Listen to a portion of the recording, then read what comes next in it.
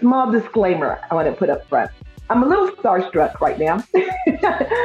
I love your show. Actually, you guys have been educating me. I've been going to school with you, but you don't know it. So I'm so glad to hear that. It's so amazing how you have so many different guests. I remember every single one of them, how they come on and talk about their experiences, their true experiences. Actually, a lot of things that you guys have talked about, I've implemented in my process, opening my event center. It can go for other businesses. You don't have to go for a venue. If you start up a restaurant business and just different things like that, because you still go to those business procedures from zoning and building. It's amazing. I love it. So I want to thank you for that.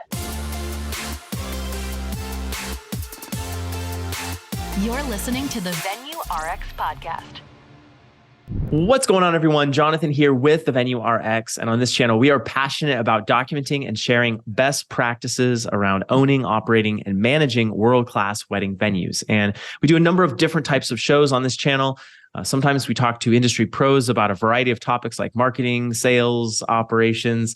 And sometimes we talk to venue owners who share their experiences about what it's like building and operating their venues and kind of some of the day-to-day struggles as well as the wins that they're currently having. And today we have one of those venue owner shows for you today. I'm really, really excited to welcome Inga Anderson from Epic Event Gallery out in Ohio. Inga, thank you so much for being here. Thank you for having me. Well, I'm really excited to chat with you about your venue. I had a chance to check it out online, and the website is gorgeous, and the gallery. So we're going to put links to all this, so folks can check it out. But if someone's just listening to this right now, can you describe the space for us and a little bit of what it's like? Oh yeah. So we're in the heart of Cincinnati, right downtown on Ray Street. The venue itself used to be the Herzog Recording Studio, and King's Records artists used to come through there and record their music. So it has a lot of history on that whole entire street, but the building itself has a lot of history. From 1948 until now, of course, been renovated a couple different times, and I'm probably about the third renovation.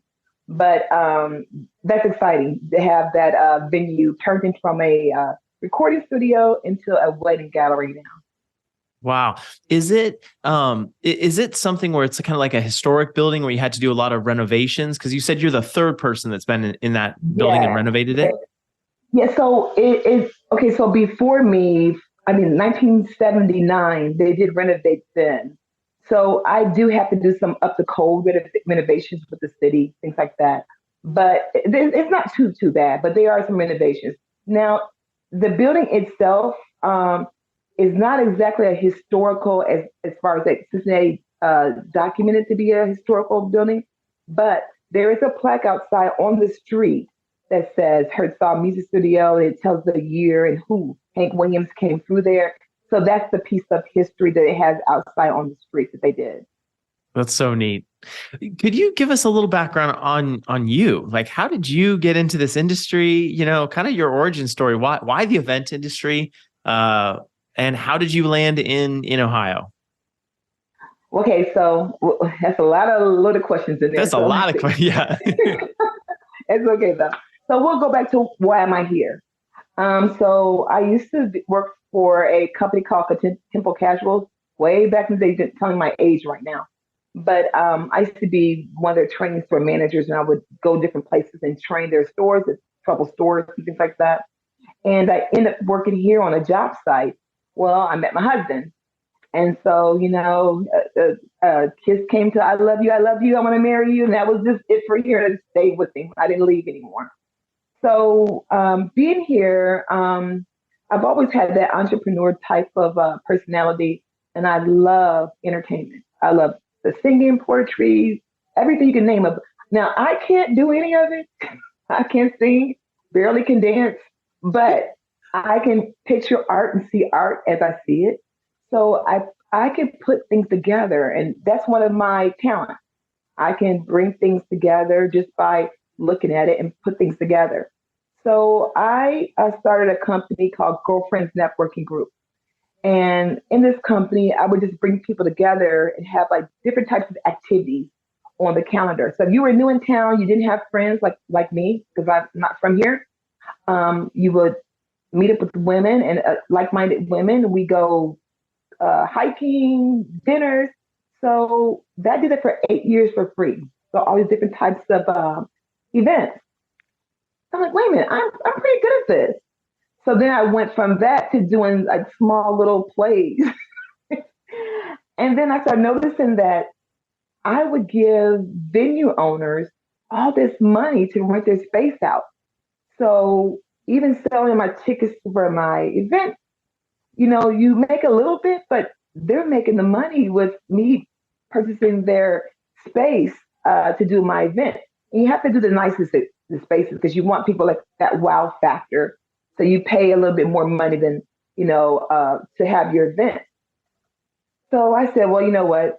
This can't be that hard. I need to go get my own venue. So I started looking for a venue, and mine was not going to be a fairy tale. I got turned down 5 times. And when you go to try to rent a venue, and then the owner says, "No, I don't want that here in this area."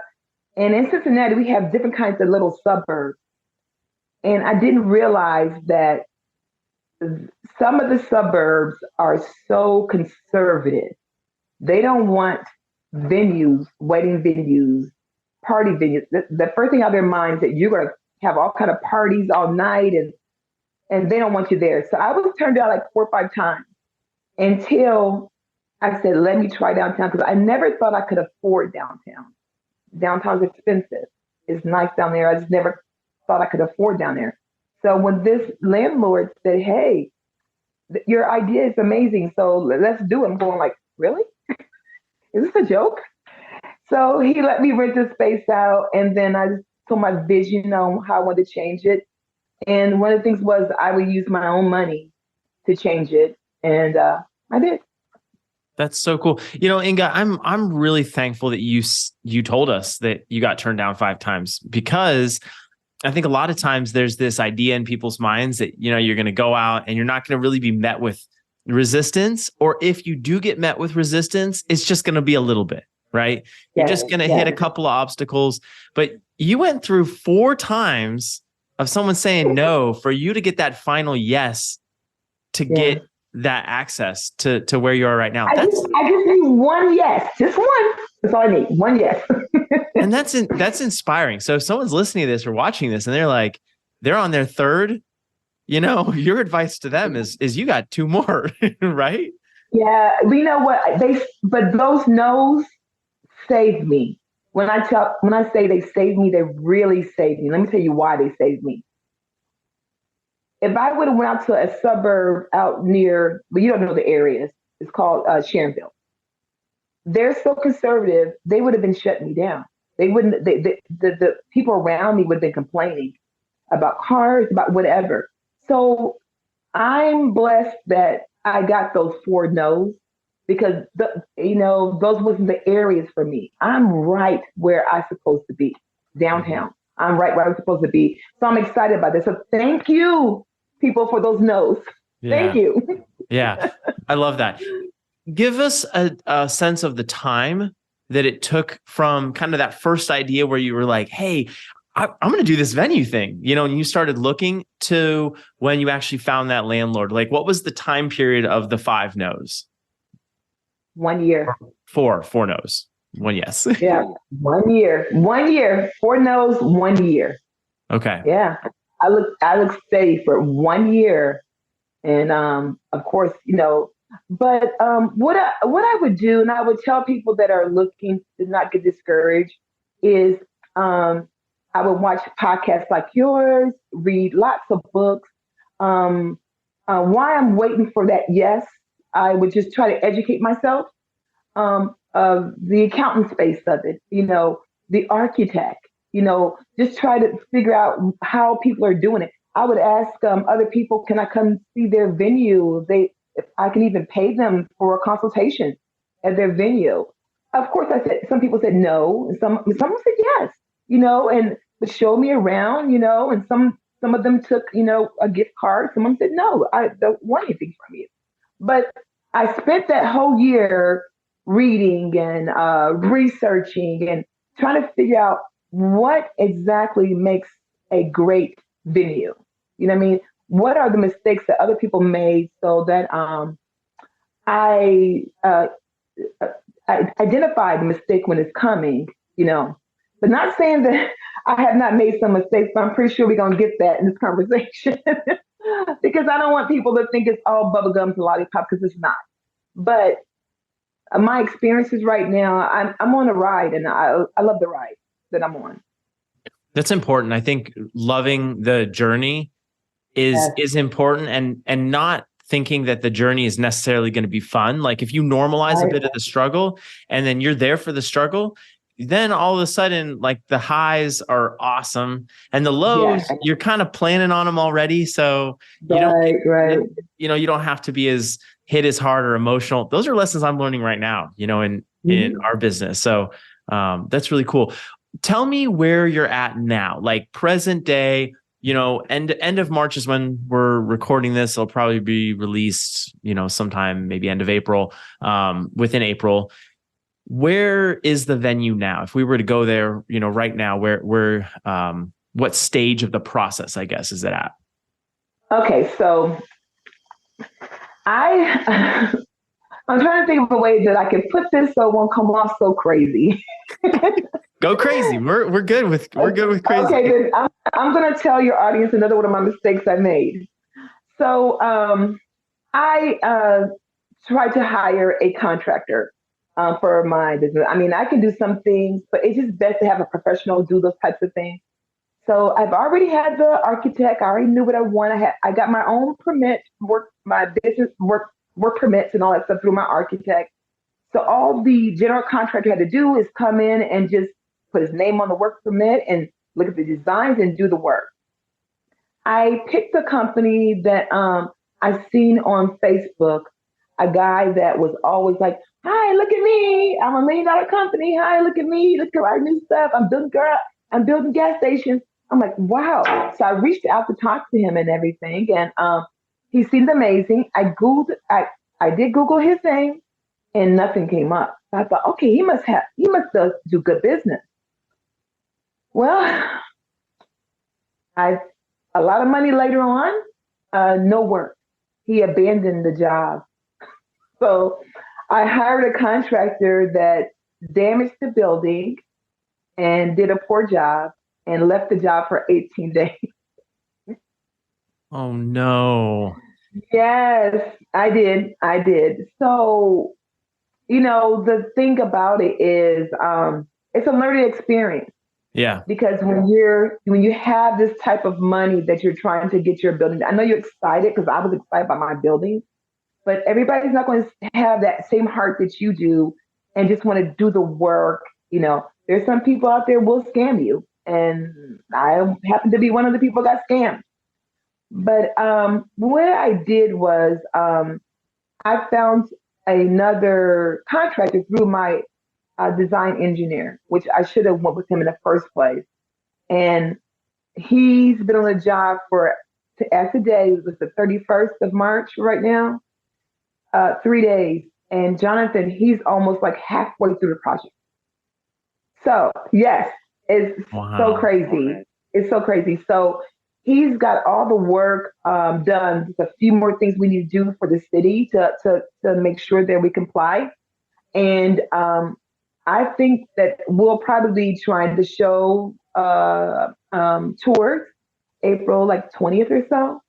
So I'm just really blessed that I found somebody. Well, my architect, thank you, Edward, found somebody for me to do the project, and I'll handle the other guy later on. But I'm just wanting to get it done. You know what I Yeah. mean? So, and that's the road I am. So I would say that if you are out there trying to get your business and you are using contractors, a couple different things that I did not do that you should definitely do is go to your city's website and punch in their name and see if any court cases come up. I did not do that. And when my attorney did it, 5 came up, or was it? It was one that's being sued and some of the complaints or whatever. Now, I didn't look and see what they were, but I would tell people when they're hiring contractors to make sure you do your due diligence and research them too, because you're giving them a lot of money. And you don't want what happened to me happen to you. Yeah. So some advice there, and this is huge. I mean, this is so valuable. Someone who's going to be listening to this and in the before stages where you were at is going to be able to learn from this. So would you say, so once you found that person, if you got an ad online or whatever, then you said, go and work with your local state or your local, like, yeah, you want to government? go to you want to go to your government, and then you go to the court sites. I think it's called here clerk of court, and you punch their name in and see if anything comes up on their name. I don't care if it's speeding ticket, parking ticket, or dispute. See what comes up on their name. I didn't do that, and when I had my attorney did, he said, yeah, these come up, and in our conversation when I was saying, hey, the job you did was not right, just give me a portion. You did the demo, just give me a portion of the money back. He says to me, he says, whatever you do, it's going to get thrown out of court. I'm like, oh my God, you've done this before. That's why I thought, oh my God, you did this before. Oh, I said, man. what do you mean by that? Yeah. So, Wow. yes. So I just realized that he's done that before. Yeah. So in addition to that, because I think you're 100% right. We get really excited about our projects, whatever they are. And honestly, Inga, this can happen in marketing. This can happen with websites. This can happen with social media. I can't tell you the amount of times that I've given someone money, even for like Facebook ads is the most recent thing for me, where you give someone, the deposit or whatever, they only take a 3-month, thing in advance for the ads. And then you're like, what's happening? Oh, well, and just nothing happens. And you're out a couple $1,000s. Yeah. So are there other things that you feel like maybe you could have done to detect some of these warning signs early on, other than, going through the court system or asking your attorney? Yes. So these are just, I'm not a professional when it comes to attorney. I am not an attorney. I'm just giving my experiences for your audience. This is just my experiences. And these are the things that I would do now I'm doing is one, to research that person's name. Go on their Facebook page and see if they're posting.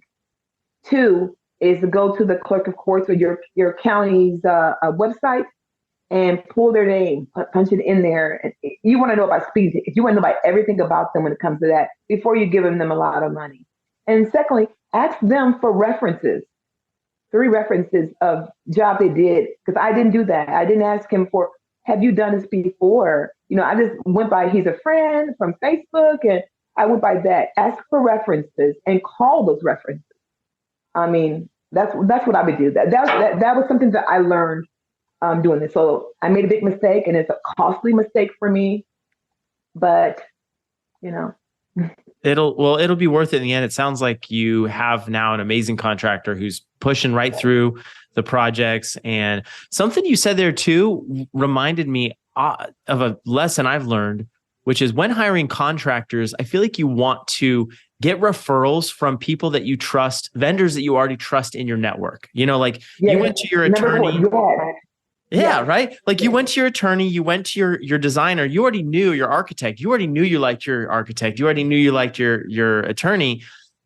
And that's how you got connected with this good guy. Sometimes I know my temptation is you see an ad or you see something on social media, or you even just do your own research, and whoever's paying the most for the marketing, that pops up, right? Yeah. So you look at that, and I don't know what your current contractor's doing, but he may not have the social presence as that other guy, but he's doing a better job. So yeah, and I agree with you with that. So, and that's one thing that you get into the glitz and glam of how things. We're marketers. We market. We supposed to make things look good. Yeah, and we supposed to make things look easy, but there's no easy way through anything that you want to have. There's no easy way. There's smiles and giggles, but there's no easy way. You got to do the due diligence and study and research things. So I think that going forward, I will continue to research anything that I do. Even like I was called a couple times by is it Wedding Wire? They're different companies. They're not Wedding Wire. They're not. Yeah, Wedding Pro. Yeah, Wedding Pro. Yes. And for me, because I'm a startup business,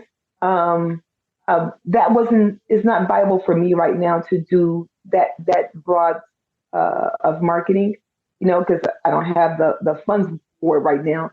But there's other ways that you can do it, and one is there's less expensive things like the Facebook ads and Instagram, and then event detectives wasn't too bad either as far as that's concerned. Yeah, so I did research that type of thing as far as marketing, and then of course getting your SEO together on your website. And I must say that I use a lot of AI. Love it. That's so cool to hear. I use a lot of AI. Just it's so funny how you could put a little paragraph in there and they just change the whole paragraph to something. I'm like, wow, I should have thought of that. Totally. It's amazing. I love it. Oh, AI is having such an incredible impact on our space right now. I think it's making, copywriting better and easier.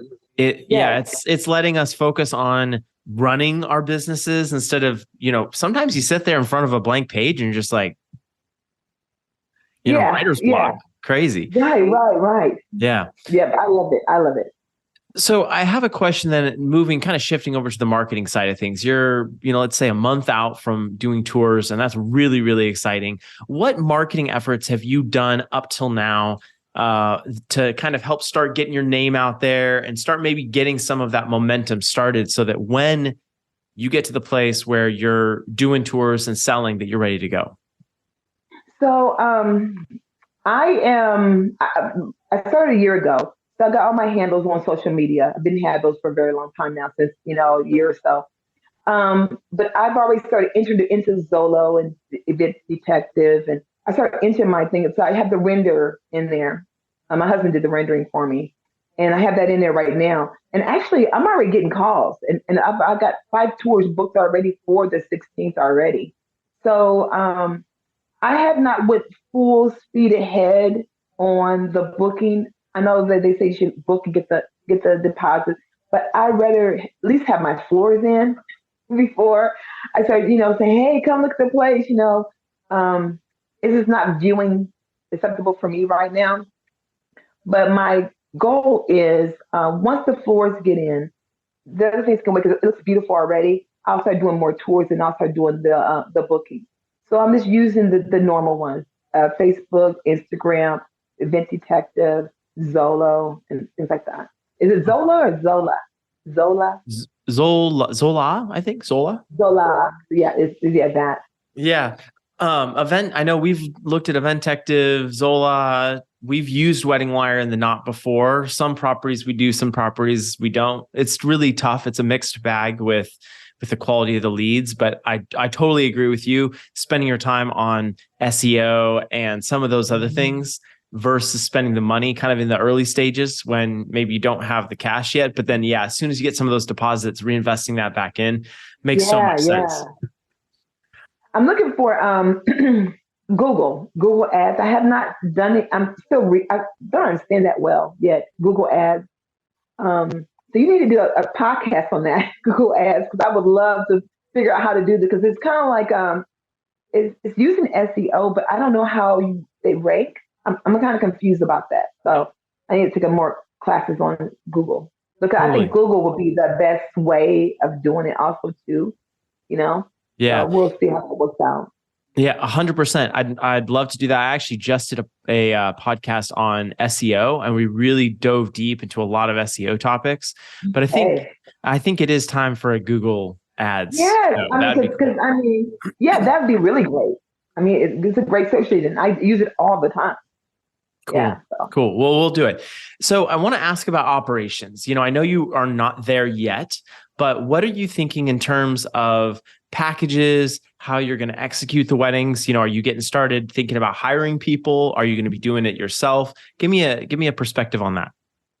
Okay, so the packages are already on the website, and they're just basic packages, non-wedding and wedding days versus just regular private events versus Sundays. So I have the packages already up. I've thought them out already. Right now, my venue is going to be a book, and you get your own planner. You hire your own caterer. I will have a few referrals on there, ones that I trust or whatever. But eventually, I would like to get into the decorating part of it, but I'm just not there yet. I bought a lot of stuff for decorating, and I'm going to learn.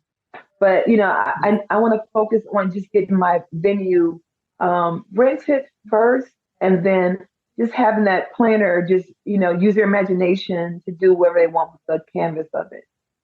Have you thought about how many hours you're going to be including in the rental, and like any idea around pricing?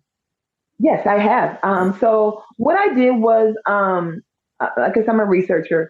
So I went in my area downtown and see what all the other wedding venues were doing. So we're across the street from a place called the Phoenix. Huge, beautiful wedding venue. Everybody goes there to get married that has money. So we're right across the street from them. So I really quick did my. I have a question about that. Did that scare you, or was that for you when you were looking at the building, knowing that place was right next door, and you just said everywhere, anyone with money, that's where they're going? Were you nervous at all getting a space that was so close, or did you view that as an advantage somehow? Tell me your thoughts on that. So I viewed it as an advantage because the way my building is made, so pretty. The front of it is all windows. You look just right into the building. It's only 3,500 square feet versus they probably about maybe 12,000 square feet. But if you're having a dinner, you want something smaller, I can be that. You want a small ceremony, and everybody has 200 friends. I can help you. I have 100. I can help you with that. So my thought was that not everyone has 200 friends. Not everyone wants a huge wedding and pay that kind of money. So if I get some of their runoff, I'm okay with it. So that's how I feel it, feel like it, because not everybody wants to spend that type of money. So I am a service where you rent the facility and then you bring your people and you guys just make it what you want. Yeah, so it sounds like what you're doing is you're capitalizing on the fact that there's already tours coming to that area. There's already people coming to the area. There's already people who are used to thinking about that location for weddings. Now you just are giving another option, and people like options. Right. So it's like, if they're going to come in, fly into town, maybe even have, their family or their, maid of honor, whoever, help them pick out their venue. They're touring one. Why not tour your spot as well? I love that. Mm-hmm. That's a wonderful way to think about it. And also too, Cincinnati downtown is the entertainment district of the city. Everybody comes downtown for just walks, and we have the park down the street. It's really coming up really nicely down there. So I'm in the heart of everything. So you only have one Saturday on the 15th on a Saturday. So not everybody can book that. So if you have 2-3 wedding venues down there, each one get one, that kind of thing. So no, I was not scared. I've been excited ever since I laid eyes on this place. Very cool. Very cool. Okay. So keep going. You're at, you were telling us about pricing. You were talking about the hourly rent, hourly time period that people get it. It's blank canvas, you said, where people bring in all their own stuff. Are you going to have a base set of tables and chairs? I do have those already. Yeah. So, what I did was, there's a lot of stores that were closing up. Bed Bath and Beyond was one of them. So, like I said, I'm a researcher. I would go through different places that were closing up, and then I would go buy their stuff. So I bought tables, chairs. I mean, there's lots of stuff for it at a discounted rate. They are used, but it's until I get started. But they're the basic things. You have tablecloth to cover them, and I use Facebook Marketplace. There is sometimes they have weddings, and some of the wedding people that buy nice, beautiful tablecloths that they don't use or don't want, they'll sell them for a discounted rate, and I bought those too. So yeah, That's getting the inventory, the chairs, that was really easy for me. I just kept looking for stuff. totally the stuff that you can find on Facebook Marketplace and OfferUp are incredible. I mean, I always tell couples that we're touring at our properties, if we don't offer linens or we don't offer, some item of decor that they mention, I'm like, go on Facebook Marketplace, check out some of those bridal groups, because you get someone who gets married, they buy 150 chargers, they break four of them. Yeah. They don't, they're like, they sit in the garage somewhere for 4 years. Yeah, exactly what I did. Yeah. I love that. And then that's something that's a value add for your space. That's cool. Yes. Talk to me about pricing. Like, how did you think through pricing? I know, you might go through an adjustment period as you're open and you kind of see the market and what it can bear and people's reaction. But do you have a sense of what your current pricing is? Yes, I do. So what I did was I took 6 venues downtown and lined them up with their pricing on a spreadsheet. And I went off everybody as an average and took that figure and put it into my booking. So the same venue with the same kind of square feet. If they had a bridal suite, they had a kitchenette. If they have upstairs and downstairs, I would put that into my spreadsheet and come up with prices for everything. And like you said, you'll go through a adjustment period, of what you think that may be. But so far, all the other venues in my area are having the same type of price. Got it. So you're going to kind of stay in line with that until you assess, like, what do your clients, the clients who are really going to be booking your space, want? Yeah. So one day you had a lady that came on your show, and she really hit home with me when she said this. Don't go back and lower your price because you think you're not worth that type of money. Set your price and then see what happens. Not everybody's your customer. Like, she's right. She's right. Yeah, so I set the price and I'm going to see, what happens. But I'm offering them a unique contemporary style of building, it's going to be fabulous looking. So I'm thinking that I'm in the right ballpark when it comes to pricing. Very cool. Very cool. It's interesting with pricing.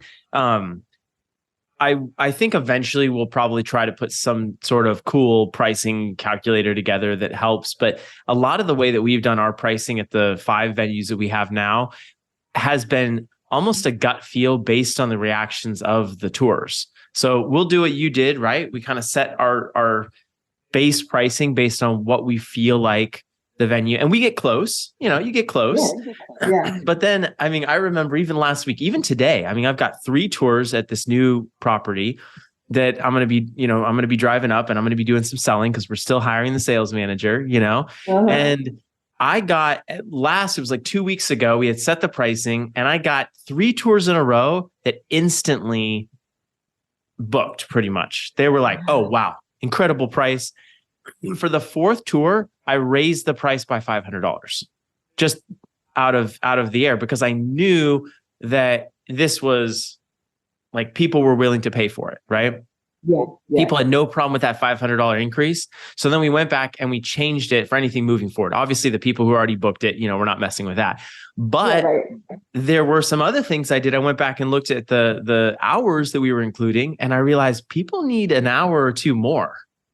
Like everyone was adding on pricing or adding on hours, and I hate charging people extra fees. So I was like, we got to adjust the hours up. We're going to adjust the price up a little bit, but like you're fluid, you're fluctuating with the market. You're understanding what your clients need.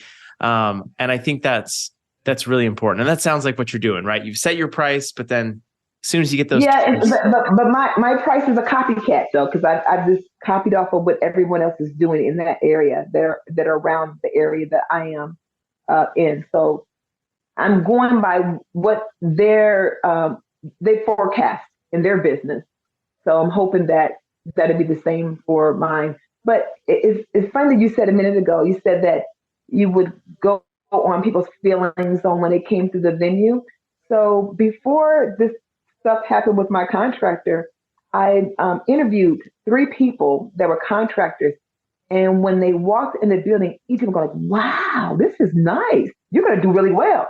So that was one of my kids, like, oh, "Okay, this is really nice." So you're right. You go by what people think when they first walk into the building. And the building was messy because of the work still needed to be done. It still was saying how nice it was. That's huge. That's huge.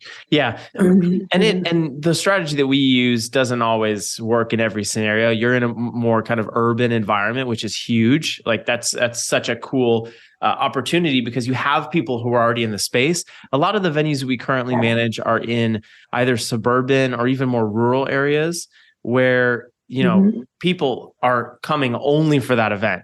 Whereas like you said, people are going downtown for walks. There are the parks, there are the bars, the entertainment, all that sort of stuff. So Yeah, but what I like about your venues, the suburban kind of off to the side, it's really private. When you're in the city, it's not that private. You can hear music down the street, but with yours, it's just them. So it's a talk, but I guess it depends on what the client wants. You know what I exactly. mean? If they want the city hustle and bustle, or if they want the quietness, But I think me, I'm a city girl, so I think I like the city stuff. But I Well, live in the suburbs.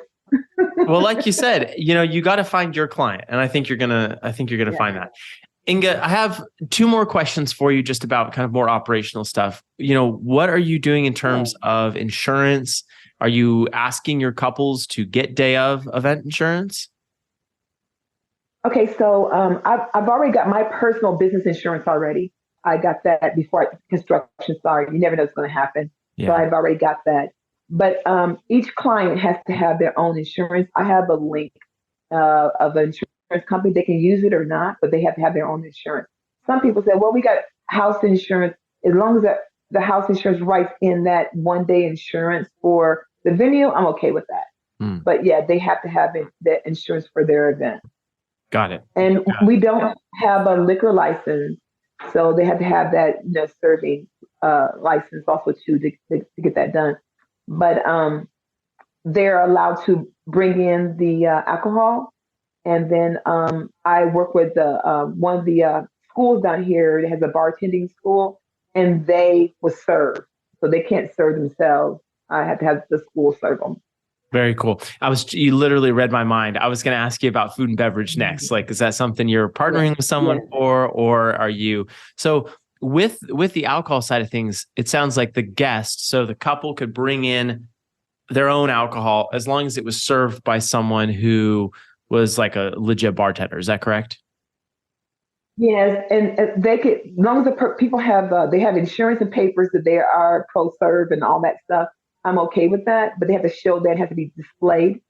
But if they say, I don't want to do that, you get it for us, and then tell them the fee. It's a very small fee, and then they would bring the liquor in a day before.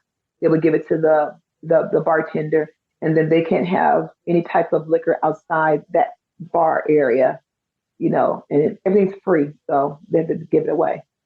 How you said you're doing a lot of research about some of the other venues, that venue across the street, the Phoenix. Are other venues in the Cincinnati, Ohio area, are they doing all inclusive, or is it more blank canvas where people are bringing in their own stuff? Both. So there are some venues in downtown Cincinnati that do all inclusive food and drinks, everything. They have everything. And there are some like me. So I'm going to say half and half. I noticed. Um, it's kind of hard to get a liquor license in downtown Cincinnati. But eventually I may look into getting it. If this place blows up like I think it's going to blow up, maybe later on I may think about getting a liquor license. But right now, I'm just going to do the BO, BO, bring your own liquor, booze rather. So that it's just easier that way for private events. Awesome. Awesome. Inga, well, thanks so much for coming on the show and just kind of sharing with us Thank you for having me. your experiences, some of the difficulties that you've been through. I think honestly, that's inspiring, right? Like we get to learn from you and you're the opportunities that you've had to grow and learn are going to be those things that other people take with them. So that's huge. I appreciate you. Yeah. Well, thank you for having me. I appreciate that. Yeah, absolutely. If someone is either curious about the space itself, so they want to check the space out, they want to go for a tour, maybe even book an event there, or they just want to connect with you personally, maybe ask you some more details about some of those questions and some of those experiences you had, where can they connect with you at? Well, the website, you can go in there and hit contact on the website, epiceventgallery.com, and then click the form and it goes right to me. I can see that way. The phone number's on there also too. You can call me.